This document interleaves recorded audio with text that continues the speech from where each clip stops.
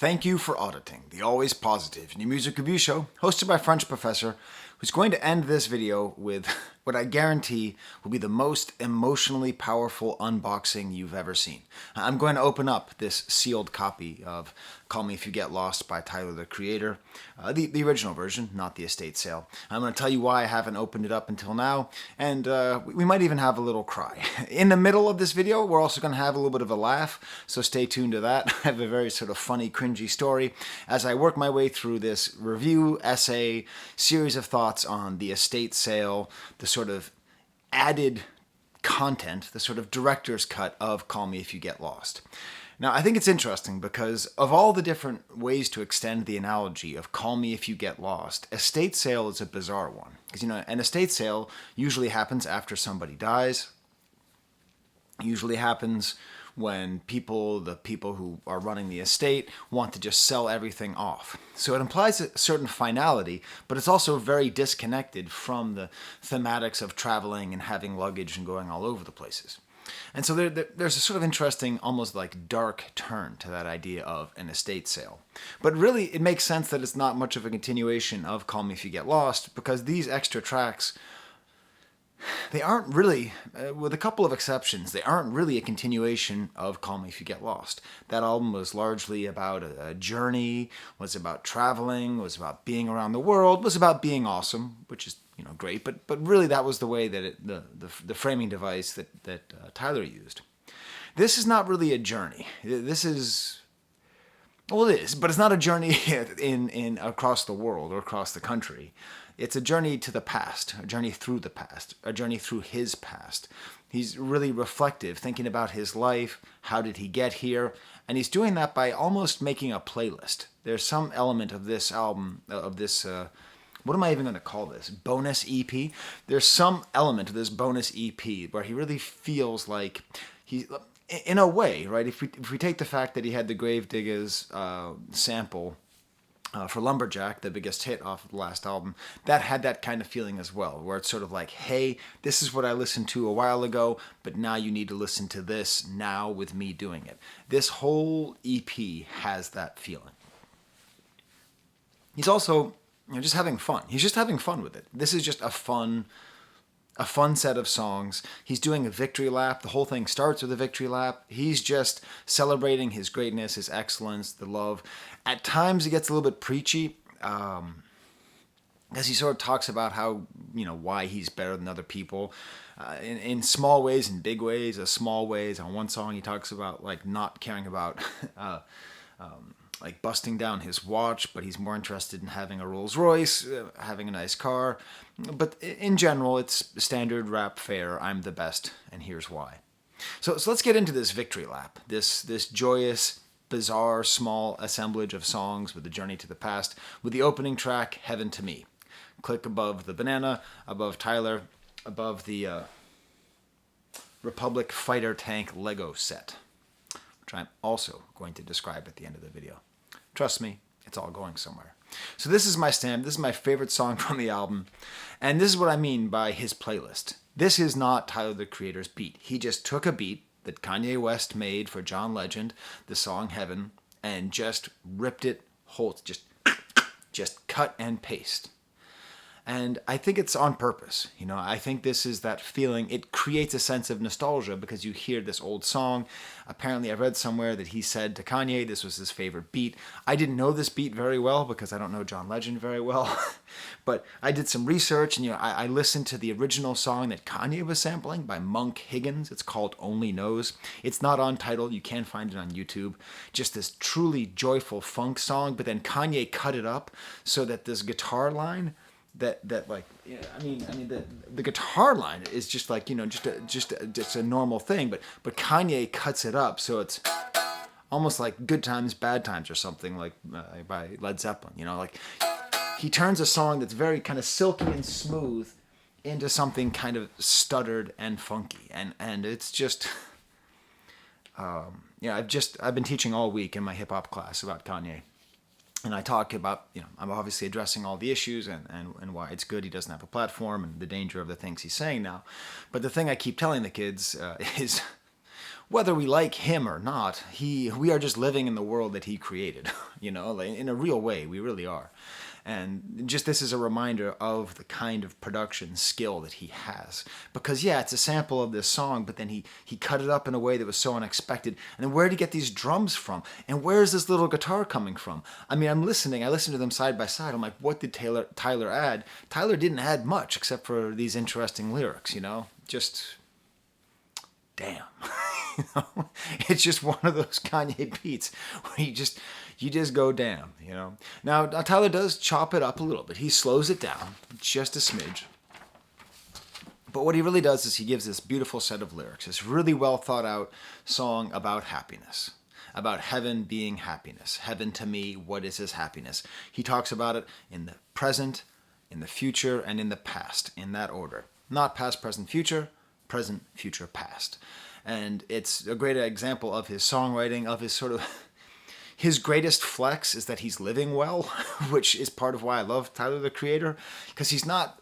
Most rappers who flex, they're miserable. And they talk about being miserable, but they talk about all the watches they have.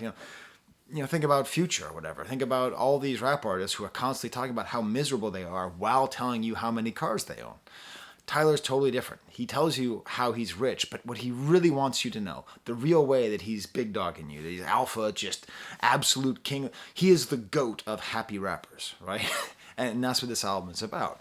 So, like to the rest of the album and this EP, we still had DJ Drama kind of chirping in. And again, this is that element of the original, and especially this bonus EP where we're on a journey through the past. DJ Drama and his influence through all those mixtapes, especially Lil Wayne and all that, creating like Tyler's trying to create something that would be something similar to what he would have listened to on his headphones back in 2010, 2006, whatever. Okay, like that's what he's trying to create for us. And that's what he's doing by having DJ Drama and this Kanye beat that he loved. So the first verse is about the present, and here he's talking about the glory and the joys of being non-contingent. By that, I mean not having connections to other people, not having other people rely on you, and not having to rely on other people. This is a certain kind of joy which you can appreciate at a young age. The heaven part for me is knowing I can wake up when I'm finished with my sleep, ain't got no kids to feed, no stress, I bleed, I don't got a boss, I go wherever I don't care about the cost, gas money was start for me, now I got so many cars I could start up. So he's talking about his wealth, about not having to worry about money, but also about not having to worry about kids, not having to worry about family. That's his freedom. That's the freedom of being able to get up and go. When I was 24 years old, just get up and go. Totally non-contingent. Contingency is tied into the contiguousness, like connection in Latin, contingere, and it's so the idea is that like life is like filled with contingencies and obligations. Obligation also is tied into the Latin word legare, which means connected, and it's interesting because obligations are good and they're bad. They're bad because you have to do something. That's also good because you're connected to people. But there is a certain joy that can be had when you are not connected to people. And the most important thing here is he's going through all the things that he's doing, all the love that he has for his life, and he's showing off real happiness. He's showing off happiness by showing gratitude. Listen, I'm an old man. Okay, I'm 45 years old. I've lived a fair amount of life. I think I've picked up a fair amount of wisdom. And there's a couple truisms which are true. Gratitude is the only ingredient in happiness. I mean, like, no, let's phrase it differently. A lack of gratitude can spoil all happiness. So it doesn't matter what you have. If you are grateful for what you have, you will be happy. Okay? Now, that's a truth which has often been weaponized and used to keep people down. I'm not saying that, okay? I'm not saying people should be happy. But if people want to be happy, they need to be grateful. And it doesn't matter if you have everything. You can have everything and be unhappy. You can have nothing and be happy. That's sort of what this song is about here. Then we get that great... Heaven only knows, heaven only knows, the sample from Monk. And then we get the second verse where he's projecting himself into the future. The ghost of creator future is visiting him and imagining his world in 8 years when he's 40. And he has a baby mama and my daughter getting chased around by my son. The water gun's in his arms. That little can run. You know, like he's imagining the happiness that he will have when he has obligations, when he has contingencies, when he's actually connected to other people and when they depend on him and he depends on them.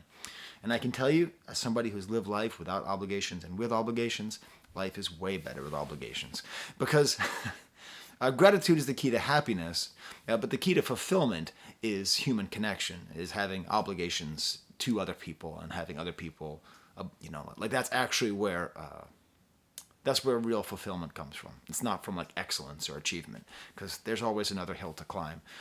But those kinds of connections, that's where that sort of deep happiness comes in, you know? And if you're a screw up, if you're messed up, like some people I've known in my life, you can have all those great obligations, but you cannot have enough gratitude so that you just take them for granted and you destroy them. And then you lose those obligations, you get cut off, and then you just end up spiraling out into nowhere.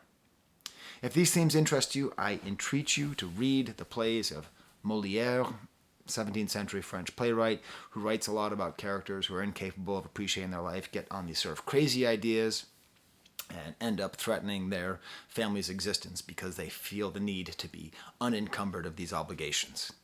And he says something here. He says, that's really heaven at 40, having good health. And I don't know how he knows this. He's only 32 years old, but he's correct. You know, that's the other thing, you know. I mean, we're going to get into this in a little bit, you know, but, you know, my dad just died and he's at the hospital and you know, my son had the surgery and he had some complications. He was back at the hospital and I just had a baby. I spent all this time in the hospital. I've just been like Hospital McGee over here. Just so much time. And the thing that reminds you of is, okay, so gratitude is required for happiness, right? Obligation is required for fulfillment. But there's only one luxury on earth. There's only one luxury, and that's health. That's it. That is it. If you told me you give me $10 billion or tell me that I know I will live to 100, I will take living to 100, the guarantee of living to 100 in a heartbeat. You know, that's the only luxury that we have. It's the only thing that can eradicate any benefit, any societal whatever. So I don't know how he knows this, but he knows this. And then we get to the third verse, which is the looking back. It was all a dream. I used to read Word Up magazine. That kind of fun time, looking back, how my life was kind of story, running around, Wayne tapes and Vice mags and Portishead drops. You know, he's flossing with his musical knowledge, because obviously Portishead, he must be talking about their third album. I think that dropped when he was in his 20s, must have been, maybe even when he was 17, now that I think about it. Crazy good album. I've been working on a theory. I'm probably going to do an entire video just about the song The Rip and the influence that it's had on music, because just that one song is just everywhere. You know, so like he's talking about the range that he has between Lil Wayne tapes and Portishead, you know. And of course Vice magazine, which is a good hip-hop magazine. The Source was a good hip-hop magazine. Vibe was like good.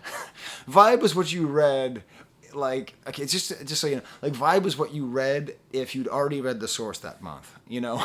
if you were really hard up, because you had to like get through so much R&B to get through Vibe. But they have a book on hip-hop, the Vibe History of Hip-Hop, which is actually a great book. That's a great resource. I'm actually looking at it over there. It's on my bookshelf. Peg legs, ice cream shoes, and the Mr. Krabs watch. That was heavy for me around 17. So I assume he's like talking about wearing like a Mr. Krabs watch from like SpongeBob, you know? And he's just like talking about his life and the simplicity. So he's going through all these different phases of like youth, where he has that sense of non-contingency and freedom and hope, and then it moves, and then his present time is like wealth and excess, and then his predicted future is going to be based on this familyness and togetherness. And he's so excited at the end of the song that he just ends with this confusion, just this confusion. I got a contusion. I'm going to bring myself to a conclusion. Professor Skye's multisyllabic rant. But I love it at the end. I love it how he loses it. He basically just mumbles, because I think he's just so happy. He has found his heaven, and he's able to recognize his heaven. You know, there's an album by B.G. Called Chopper City in the Ghetto, way back in the day.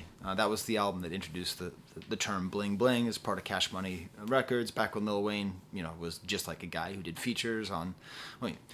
back when Lil Wayne was one of the hot boys, not Lil Wayne, But it opens up with this conversation between, I think, BG and Baby. And they had this whole kind of conversation. And like, where are you chilling at, dog? I'm at the Astrodome. Where are you chilling at, dog? I'm at the, I don't know, Superdome. And in the line they said is, any dome's your home if you can afford it. And the reason that I love that is I've taken that lyric to have a spiritual meaning. To be like, essentially like any place where you are can be your Superdome. You can imagine that you are so rich and powerful that you live in a Superdome, even if you live in a hovel, even if you live, in a small house. Hey, who's going backwards in time now, huh? Chopper City in the Ghetto. That's a really good album, by the way. Okay, so the whole EP starts off with Everything Must Go. This has DJ drama, and then this is a thank you. The album begins with a thank you and ends with a sorry. So the thank you to everyone who listened, and then he says estate sale and Everything Must Go, and this is that weird deathly overtone, because Everything Must Go is both what happens in an estate sale. You just have to sell everything out. I guess that's why he calls it the estate sale, because he's just clearing out this phase. He did the Igor phase. This is the Call Me If You Get Lost phase, and he's just blowing everything out. All of his little ideas. You want my scraps? Here's my scraps. I cut the cookies out of the dough, and I have all these weird little shapes, and I just threw those in the oven, and here you go. Right? So that's what this is. Everything must go. But also there's a deathly implication in that, because everything must go, everything must pass. Then we get to the next song, Stuntman, featuring Vince Staples. Okay, so it's funny because it has this rawness to it, almost kind of a marching style drum. And I heard it, and then I saw it was called Stuntman. And later, DJ Drama says the word Stunt 101, and this is what I'm talking about. This is his playlist. This is just a direct...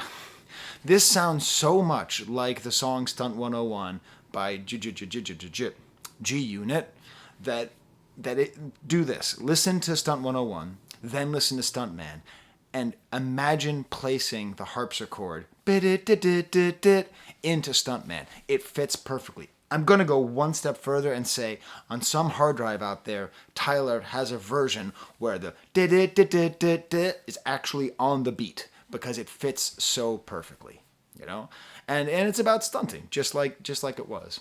One of my brother's my favorite jokes. One time my brother he was a high school teacher, and someone was wearing one of those Property of G-Unit sweatshirts, which were all the rage back in 2001, 2002, 2003.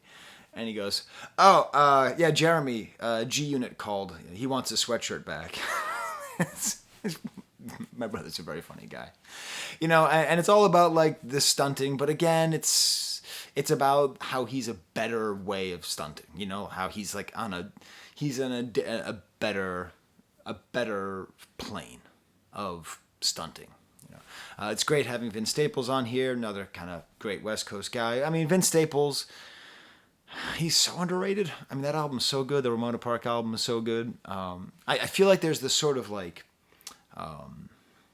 younger class of rappers who are in the Tyler and Kendrick lane of being like conscious but relevant at the same time. Like Denzel Curry, like Vince Staples. It feels like they're just ready to take over. They're like the Mbappe and Haaland, ready to take over for Messi and Messi and Ronaldo. Okay, sorry, it's a soccer reference. I don't even know how to do a football reference. Josh Allen taking over for Tom Brady. I lost it there.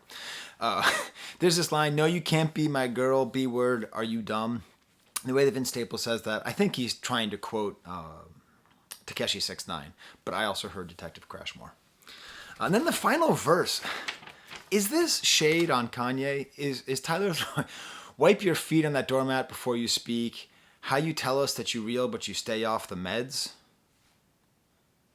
That, like Kanye talks about being off the meds. I don't know. How you ain't got no house keys, but you show off the Patek. What you call a hoe, but you got 10 baby mamas. Okay, so that's not, right? So this is, talking about the patriarchal hypocrisy of rap artists who look down on women. He's going to come back to that later. Tyler's one of the great feminist rappers in the way that he's never preachy about it, but he's pretty consistently for equality, especially in sort of the equality of looking down on people. How you claim you're free thinking but be preaching the Bible. I mean, that's just a great line in general. And then it ends with the line, call me when you get lost. Next track is What a Day. This is the playlist. This is Tyler's Fun Time playlist, okay? You know in Guardians of the Galaxy, Star-Lord's Awesome Mix. This is Tyler's Awesome Mix. This beat is just an unreleased Mad Lib beat from 2012. The Mad Lib beat itself is a crazy sample from CMIYGL Urbanek, a Polish fusion artist, kind of funky jazz. It was funny. I played that song for my daughter because my daughter's a huge Tyler the Creator fan, which we'll talk about in a second.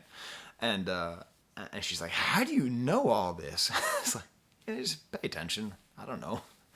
You hear the word stunt, you think of Stunt 101, you see it's Mad Lib, you assume it's going to be some kind of awesome crazy sample. You look up on who sampled and then you find it and you go down a little rabbit hole. That's what you get here. One of my favorite lyrics on the album, you couldn't fit in my loafers if you took a steroid. I wouldn't handle your baggage if I had a bellboy. Just a funny line. Then he goes about the stress that he's in. I'm rarely replying to texts, barely enjoying the sex. I got a pain in my chest. That's from suppressing the stress. A weird sort of darkness at the edges here, which we don't really have in general. This whole victory lap here, he's sort of talking about the fatigue of being a black celebrity. White boy said I brag too much. The black kid said it's expiring. Duality is tiring. Tyler the Creator. He has so many good lyrics. He has so many good beats. And then he just slips in this one line, and it's half. Duality is tiring. My girl would kill me if she knew the things I was desiring. That back half is a lot. That takes up most of that line. That's like 80% of that lyric. That you're not even paying attention to that first 20%. Duality is tiring. Now, I don't know if this is, Du Bois and the double consciousness. There's so many different ways to think about duality. So many of us live in a dual state all the time. Just this one little line, duality is tiring, is maybe the most profound thing I've heard all year, and it's thrown in the middle here. This is where he really brags about not drinking lean, about not liking watches, about never posting on TikTok. A lot of kind of punchlines. I put so many N-words on, you think DJ Khaled made it. It's kind of funny. Next track is Wharf Talk. This feels to me like this just was on the cutting room floor. I don't think this is particularly strong. Kind of a poppy sound, thin drums. It sort of feels like a Stevie Wonder influenced R&B song from the 90s. Something that somebody who read Vibe magazine before reading the source would react to.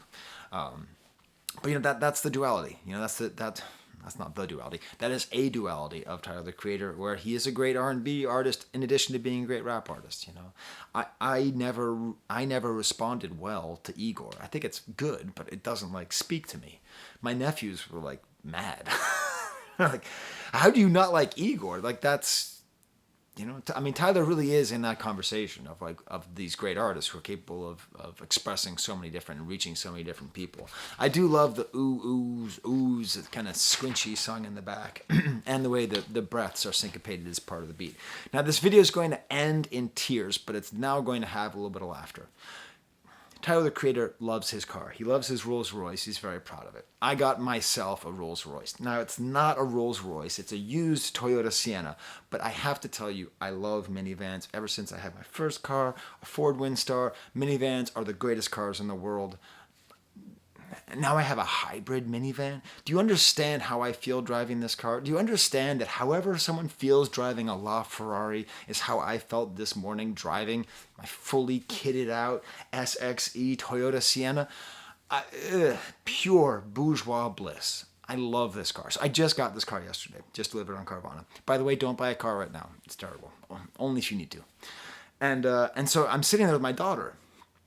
And she took the first ride with me, because we had to go around the block and make sure the car worked, And and she's like, what's going to be the first song? And so I'm like, well, we've been listening to the Tyler album together. So I'm like, why don't we just listen to the next song that I hadn't heard yet on the Tyler album? That song was Dogtooth. Now, if you know the song Dogtooth, you know this is not the song that Number one, you don't want to listen to this song with your father. Number two, you do not want to listen to this song with your daughter, you know? The opening lyrics, she can ride my face, I don't want nothing in return. I heard that lyric, and a little part of me went, uh-oh. I had sort of a Afternoon Delight, Arrested Development moment here. Like, I was like, oh. And I could feel her sort of reacting the same way. And we had this sort of silent understanding. And this is one of the philosophies I have as a father. Better bad words than bad art. You know, we never listened to Wheels on the Bus. We did listen to Straight Outta Compton. You know, I mean, like, just good art is more important than not hearing bad things, you know? So the song is this very sexually charged song. But both of us came to this silent agreement that we weren't going to address it, that we were just going to listen to this bouncy, awesome song, and that we were going to be, for that moment, just equals, just people jamming out to this beat. We were both doing little dances in the new car, checking out the new speaker system. Is it better with surround? Should I turn the bass up? The JBL's bumping, you know? Like, we just had this really great moment that could have been the most awkward moment in the world, because this is the last song that you should ever listen to with one of your kids. Anyways, we just tuned out the lyrics and listened to this great lifting synthesizer and danced. And in the end, in reality, this isn't really a sex song. It's about intimacy. If you don't know my grandmother's name, then you ain't really my dog. You know, that's what he's talking about. It's about intimacy, and it's about, you know, reciprocal sexuality, which is great, which is an important theme in a very important theme in sort of feminist work, is, you know, that women's pleasure also matters in addition to men's pleasure. Not the kind of stuff you want to listen to as the first jam you listen to in your brand new car. But it's okay. Never take advice from a man with a lean gut. Very funny lyric. Always good with punchlines. Heaven to me. Is that story funny? Smash the like bucket if you think that story is funny. I don't want nothing in return. Oh no, it's going to be one of those songs. Oh my God, it keeps getting worse. Oh my God, it keeps getting worse. Don't describe your genitalia. Oh, Jesus Christ. Better bad words than bad art. Laugh now, you're going to be crying later. Heaven to Me is the next track. Beautiful, just awesome track. Then Boyfriend, Girlfriend.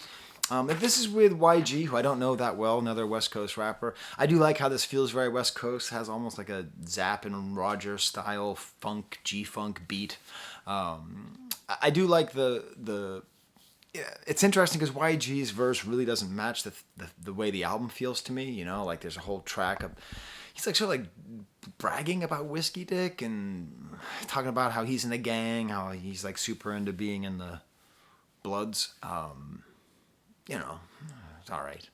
But then we have this great ambiguity of the chorus. You could be my girlfriend, boyfriend, you know, this sort of idea. And the bisexuality of Tyler, the Creator, is part of what makes him such an interesting personality.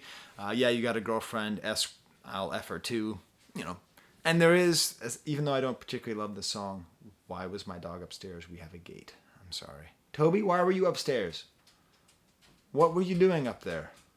It's never good when Toby's upstairs. Look at him. Look at how guilty he looks. Toby, why were you upstairs? Out. Out. That's bad news. That's bad news when Toby's upstairs. Anyways, I do like the crazy awesome bridge that's on here with these nice little odd minor notes. I mean, even when I'm not totally vibing with Tyler, I appreciate what he's doing, and I think he needs to have it. You know, like this album, even just this little EP shows that he can do bars and bars and bars and bars, or he can do the singing stuff. And then the album ends with Sorry. So the EP started with Thank You, ends with Sorry. It's actually called Sorry, Not Sorry. A nice outro style song, almost a drumless beat, DJ drama all over here, dropping some excellent French, excusez-moi. And then we have the Sorry, Not Sorry. What I love about this song is that it's actually sorry, not sorry. Like, that's actually the framework of the song. That's how the song works. He has the verse where he apologizes, and then towards the end, he gets to the not sorry part, where he gets super passionate and then goes back to a sorry part. So who's he apologizing to? Everybody. Basically, he covers the entire world. First, he's apologizing to his mom, then his sister, then to his friends, then to women who are lovers, then to men who are lovers, and then there's the not sorry part, where it gets more like passionate and interesting, and the voices rise with intensity. Don't assume N-words is cool. Stay in your pocket. This is pool. Blah, blah, blah, blah, blah about trauma. You ain't special. Everybody got problems. I'm sorry, I lack empathy. Like it's this back and forth. And it's the way it often is in life, where you sort of say sorry, sorry, sorry, and then you start to, wait, why am I apologizing? Okay, I'm sorry. And then he apologizes to young people. I'm sorry, I don't know your pronouns. Don't get mad. We just met. Calm down. It's interesting because you can read this either way. You can either read this as a very pro-trans position, because he is acknowledging that people's pronouns matter and that you have to address them. But then also it's a little okay boomerish, because he is also applying some criticism. I think, though, ultimately, what he's saying, we just met, calm down. What he's asking for is sort of general forgiveness, that he's trying to make progress, but he doesn't always have the right answer. And I can tell you, as an old person who's trying to be on the correct side of history, it's hard. It is hard to immediately get the pronoun game right, to immediately know what's right. And sometimes it does feel like there's no shoulder on this highway. It feels like you're going 80 miles per hour, and if you stray off a little bit, bam, right into the guardrail if you're lucky, and then just, So I think what he's asking for is more shoulder, which is what I think we all need. And in my experience, that's what I have gotten. I've gotten plenty of shoulder. In my experience, in my personal experience, with the trans community and the non-binary community, I have seen nothing but totally open acceptance and understanding as I try to understand and as I try to accommodate. So, it's maybe his experience is different, but it's also a little bit overblown, the idea that it's like, it's how it feels. It feels like there's no shoulder, but there is shoulder. Then he apologizes to the earth, to the fans for changing, because he did. How awesome is it? Then he apologizes to his ancestors for not being political enough. He apologizes for being too pretentious. And then we get to the non-sorry part, and claim, I don't know, minimum wage, Section 8, water in the ketchup, bottle to stretch out, and just gets louder and louder. And you think it's going to end at one round of this not sorry, but then there's a second round of the not sorry, and then it goes to the third round of not sorry. Then the fourth, it's a real crescendo. It's a real build-up. It's great dynamics. And then it ends with this quietness, 2 words, fuck them. And then ends with this great little soul sound. So that's the review, That's the review of this EP, this victory lap, this key to appreciation. And now we're going to get to my meaningful unboxing. Okay. Now these are my Patreons, and they help me buy music. And Andrew Thompson and Alejandro both wanted a little shout out, so thank you to both of them. But there's one on here right there. That's Pa. So that's my dad. As I just said, my dad died a couple months ago. And the thing about my dad is he wasn't always super present. He had rage issues and substance issues, and I had a lot of problems with my dad. But he lived down the street from me. For the last couple of years. I moved him up here. I moved him and my mom up here. They're now both gone. And I worked through a lot of things with him. But the thing about my dad you could always count on is he was always ridiculously generous. He always loved going to toy stores, and he always loved going to music stores. And he would buy toys, and he would buy music. Okay?